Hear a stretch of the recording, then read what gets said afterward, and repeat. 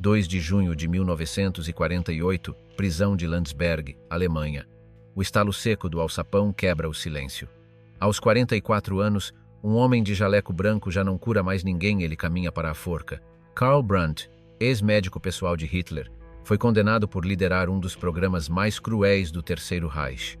O assassinato sistemático de centenas de milhares de pessoas com deficiência, doentes e indesejáveis.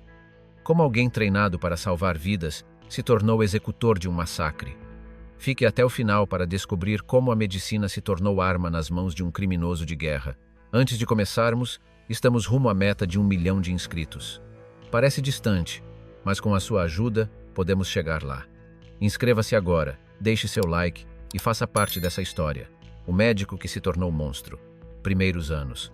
Karl Brandt nasceu em 8 de janeiro de 1904, em Mühlhausen, então parte do Império Alemão, imerso no orgulho militar prussiano. Filho de um oficial do exército, cresceu cercado por disciplina, obediência e honra nacional.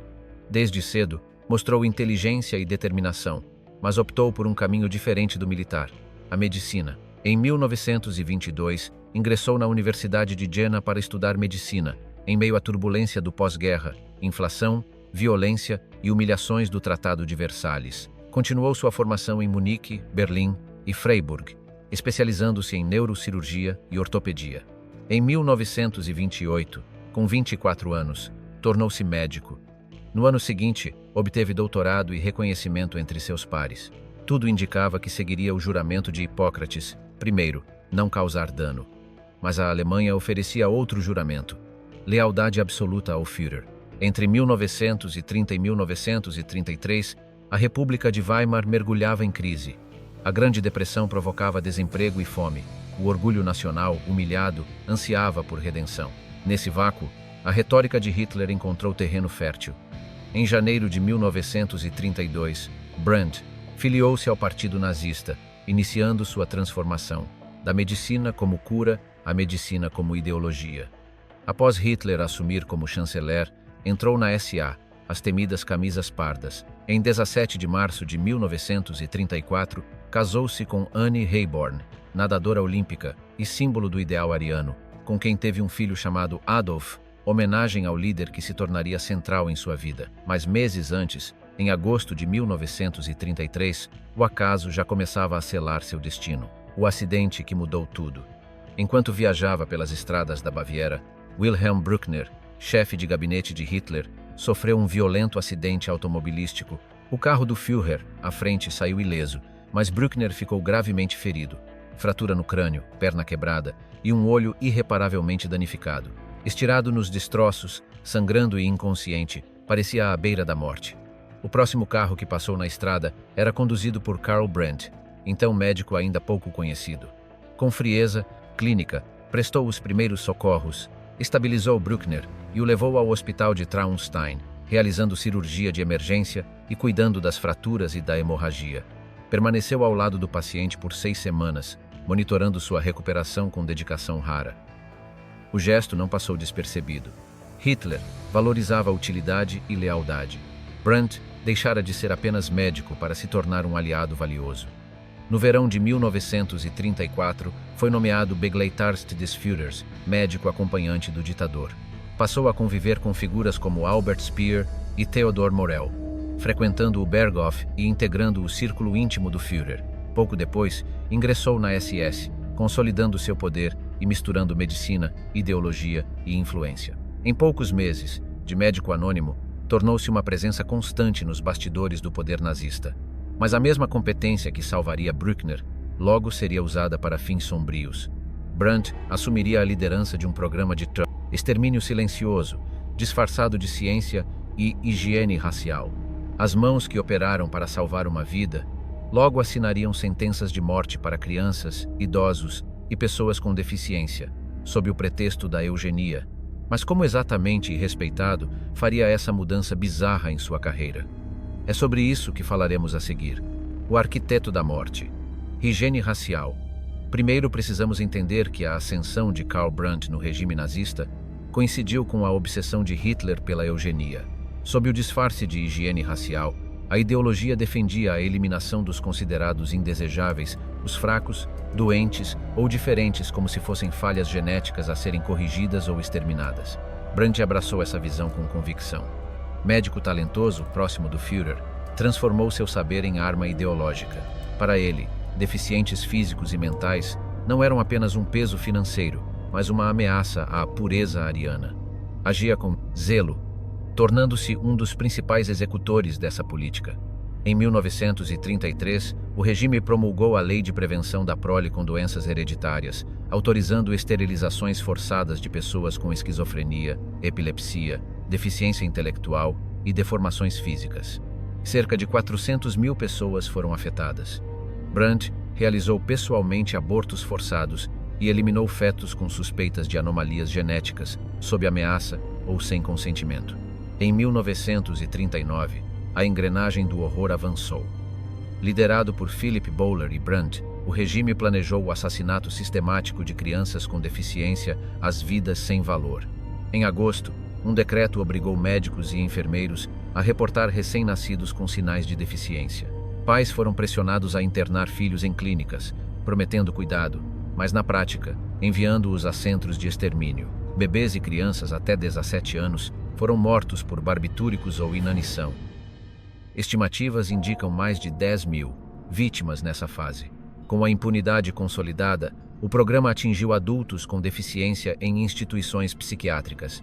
No outono de 1939, Hitler assinou uma ordem secreta retrodatada para um grau de setembro, autorizando a eutanásia de pacientes considerados incuráveis. Action 4, como ficou conhecida, tinha Brandt e Bowler como responsáveis. Inicialmente, as mortes eram por injeções, mas o método mais eficaz e humano, sugerido por Brandt, seria o monóxido de carbono.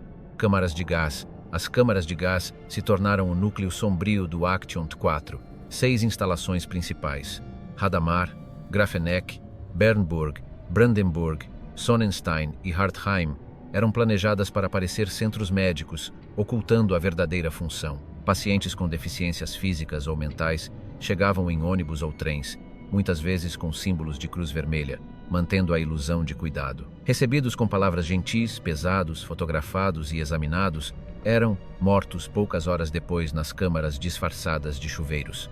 O monóxido de carbono era liberado por técnicos sob supervisão médica e os corpos levados para os fornos crematórios. Urnas com cinzas eram enviadas às famílias com atestados de óbito falsos, pneumonia, ataque cardíaco, meningite. Hadamar foi o mais infame. Entre janeiro e agosto de 1941, cerca de 10 mil pessoas foram assassinadas. Cada paciente recebia uma etiqueta indicando execução imediata, retirada de cérebro para pesquisa ou extração de dentes de ouro. Quando o número 10 mil foi cremado, os funcionários celebraram com cerveja e brindes um grotesco ritual de comemoração. O fedor da morte escapava pelas chaminés, denunciando o que ocorria. O programa expandiu-se para incluir idosos considerados improdutivos, civis feridos e trabalhadores estrangeiros. Estima-se que entre 275 mil e 300 mil pessoas foram mortas pelo Action 4, muitas pelas ordens diretas de médicos como Karl Brandt. A medicina, outrora referência, tornou-se instrumento de extermínio. Em setembro de 1943, Brandt foi nomeado Comissário-Geral de Saneamento e Saúde do Reich, assumindo controle absoluto sobre hospitais, universidades médicas e centros de experimentação. Sob sua autoridade, prisioneiros de guerra soviéticos, judeus, ciganos, homossexuais e dissidentes foram submetidos a congelamento, envenenamento, amputações e experiências brutais. Milhares morreram ou sobreviveram mutilados, testemunhas vivas da perversidade. O médico que um dia salvou vidas agora comandava o espetáculo da dor em nome do Reich, rivalidade e prisão. Em 1944, enquanto o Terceiro Reich começava a ruir sob o peso da guerra e das derrotas sucessivas, uma tensão crescente explodia nos bastidores do poder nazista. A rivalidade entre Karl Brandt e Theodor Morell, o médico pessoal e confidente químico de Adolf Hitler, atingiu seu ponto mais alto. Brandt, cada vez mais desconfiado, acusou Morell de estar envenenando o Führer com coquetéis perigosos à base de estricnina e beladona, substâncias tóxicas, ministradas em doses diárias sob o pretexto de manter Hitler funcional. Brandt, que ainda preservava resquícios de rigor médico, esperava que suas advertências fossem levadas a sério. Mas a resposta foi devastadora. Envolto em paranoia e cada vez mais dependente das drogas que o mantinham de pé, Hitler escolheu acreditar no charlatão que lhe prometia vigor artificial e não no médico que ousara questionar a rotina do seu corpo. A confiança que Brandt levara anos para conquistar evaporou-se em segundos. Foi sumariamente demitido de suas funções, exposto e humilhado diante do alto escalão nazista, tratado como traidor em vez de conselheiro. Seu nome, que antes circulava entre os corredores do poder com reverência, passou a ser evitado com cautela. A queda foi vertiginosa. Em abril de 1945, enquanto os canhões soviéticos ecoavam nas ruas de Berlim e o Reich se contorcia em seus últimos espasmos, Karl Brandt cometeu um ato que, em qualquer outro contexto, pareceria razoável. Decidiu enviar sua esposa e seu filho em direção às linhas americanas. Queria protegê-los da fúria iminente dos soviéticos. No entanto, para Hitler, já trancado no bunker da chancelaria, consumido pela paranoia e pelo delírio, esse gesto soou como traição, um abandono, um sinal de fraqueza inaceitável. A ordem foi fulminante. Brandt deveria ser preso imediatamente e executado por desobediência e deslealdade. Da noite para o dia, o homem que outrora cuidara da saúde do Führer tornou-se inimigo interno, sentenciado à morte por aquele a quem servira por mais de uma década. Mas o fim ainda não o alcançaria naquele momento. Foi salvo da execução por uma improvável combinação de forças, a intervenção de Heinrich Himmler, de Albert Speer e, por fim, uma ordem direta do almirante Karl Dönitz, que nos bastidores já preparava a transição do poder após a iminente morte de Hitler. Em 2 de maio de 1945, já com Hitler morto e Berlim tomada, Karl Brandt foi libertado de sua cela. Estava vivo, mas tudo ao seu redor havia desmoronado. O Reich que ajudara a sustentar com sua ciência perversa era agora apenas fumaça e ruínas. Mas o mundo não esqueceria. Antes de conhecermos o desfecho de Karl Brandt, aproveite esse momento para se inscrever no canal, ativar o sininho das notificações e deixar o seu gostei. Assim, você garante que não irá perder nenhum dos próximos vídeos. Gosta de conteúdos que exploram os períodos mais sombrios da história e as figuras que os protagonizaram? Então, apoie nosso trabalho comentando. Quero mais histórias. Isso mostra que estamos no caminho certo e ainda nos ajuda a alcançar mais pessoas. Preparado? Respire fundo, pois agora vamos seguir para a parte final da trajetória de Karl Brandt. A justiça final. Captura em 23 de maio de 1945, poucos dias. Após o colapso do Terceiro Reich, Karl Brandt foi capturado pelas forças britânicas. O homem que caminhara com altivez pelos corredores do poder nazista, cercado de bajuladores e símbolos de prestígio, agora se via reduzido à condição de prisioneiro. Roupas em frangalhos, olhar opaco, sem guarda-costas nem insígnias. Brandt era apenas mais um detido, mas com um passado encharcado de sangue, ciência distorcida e ordens de morte assinadas em nome da higiene racial. Os interrogatórios começaram imediatamente. Os aliados esperavam encontrar algum sinal de remorso, mas Brandt falava com serenidade cirúrgica, como em uma conferência médica. Declarou, sem hesitar: "Não me sinto culpado. Estou convencido de que posso assumir a responsabilidade pelo que fiz perante minha consciência. Fui movido por sentimentos absolutamente humanos. Nunca tive outra intenção." A monstruosidade não residia apenas na frieza das palavras, mas na convicção com que eram ditas. Brandt se via como um médico ético, justificando os assassinatos que supervisionou como decisões necessárias, embasadas em lógica e compaixão distorcidas. Em outro momento afirmou: "Essas pobres e miseráveis criaturas, suas vidas dolorosas, precisavam ser encurtadas. A única coisa que lamento é que circunstâncias externas tenham feito com que os parentes dessas pessoas sofressem. Não percebia ou fingia não perceber que essas circunstâncias externas eram justamente o Estado nazista que ajudou a construir.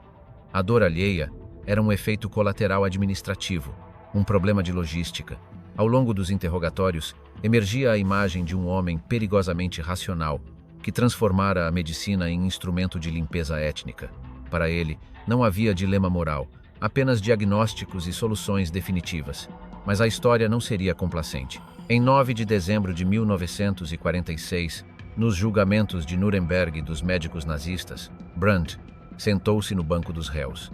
Diante das nações, sua imagem de cientista respeitado foi despida até restar apenas a essência. Um homem que vestiu o jaleco não para salvar, mas para matar. A medicina, que deveria ter sido seu escudo, tornara-se sua arma. O mundo, enfim, conheceria a verdadeira face do carrasco de jaleco branco. Julgamento.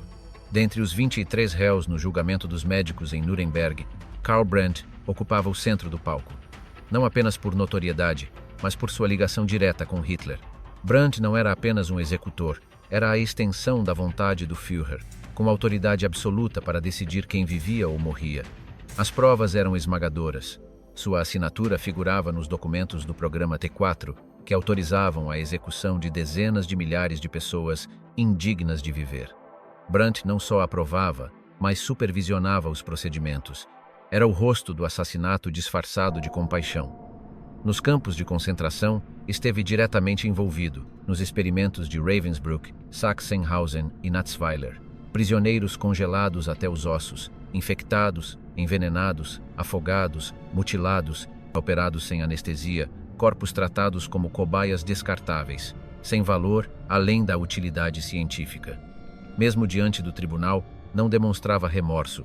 Reafirmava sua convicção na eutanásia humanitária com frases que gelavam os presentes. A morte pode significar alívio. A morte é vida tanto quanto o nascimento. Tentando justificar os experimentos, acrescentou: qualquer código pessoal de ética precisa ceder diante da natureza total da guerra. Ali estava a confissão de que a ciência podia ser cúmplice da barbárie. O sofrimento era estatística, a morte, dado técnico. Um promotor resumiu a tragédia. As vítimas somam centenas de milhares. Para seus algozes, eram mortos sem nome, tratados pior do que animais. Eram apenas números. Em 19 de agosto de 1947, Brandt foi condenado à morte por crimes de guerra, crimes contra a humanidade e conspiração para atrocidades médicas. Ouviu a sentença em silêncio, com a mesma frieza clínica de sempre. 2 dias antes da execução, enviou uma proposta absurda: que sua morte fosse conduzida como experimento médico, para benefício da ciência e da humanidade. Um último gesto de arrogância e alienação moral. O silêncio respondeu por ele. A história inscreveu Karl Brandt entre aqueles que juraram curar e escolheram matar. Execução. Em 2 de junho de 1948, aos 44 anos, Karl Brandt foi conduzido ao cadafalso na prisão de Landsberg, ironicamente, o mesmo lugar onde Adolf Hitler, décadas antes, escrevera Mein Kampf e sonhara com o império que Brandt ajudou a erguer e a destruir. Naquela manhã silenciosa, sob o olhar atento dos soldados aliados e representantes do tribunal militar, o médico que um dia caminhara entre generais e ministros, agora trilhava seus últimos passos como condenado. Nada. Restava do prestígio que o cercara durante os anos do Terceiro Reich. Nenhum jaleco, nenhuma condecoração, nenhuma reverência. Apenas a marcha seca dos guardas, o ranger do cadafalso e o eco do fim. Foi-lhe oferecida assistência espiritual. Um padre o acompanhou até a plataforma de execução, recitando passagens bíblicas de misericórdia e redenção. Mas Brandt permaneceu impassível, quase indiferente. Não demonstrou arrependimento, nem procurou consolo. Sua altivez o impedia de enxergar que aquele seria seu último momento como ser humano diante de outros homens. Quando chegou ao topo do cadafalso, onde tantos outros nazistas haviam encontrado seu destino, Brandt decidiu romper o silêncio.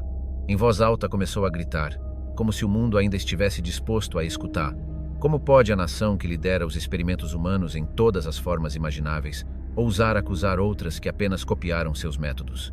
E logo em seguida, com ainda mais desdém, não é vergonha alguma estar no cadafalso, isso não passa de vingança política.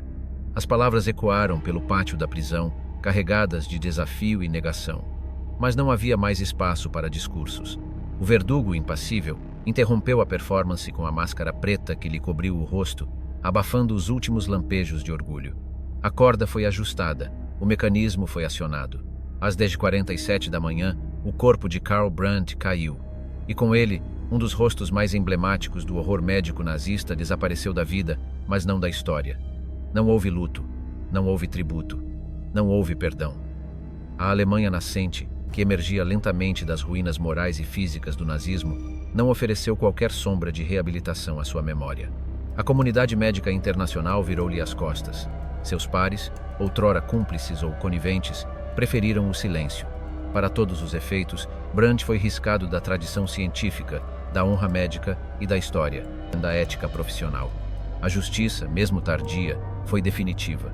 A história de Karl Brandt nos obriga a lembrar que a ciência, nas mãos erradas, pode se tornar instrumento de morte. Se esse vídeo te ajudou a entender melhor esse capítulo sombrio da história, deixe seu gostei, inscreva-se no canal e ative o sininho para acompanhar as nossas próximas produções. Muito obrigado por assistir até aqui. E se quiser continuar mergulhando em histórias sobre outras figuras como Karl Brandt, clique no card que está aparecendo na sua tela, ok? Te vejo lá.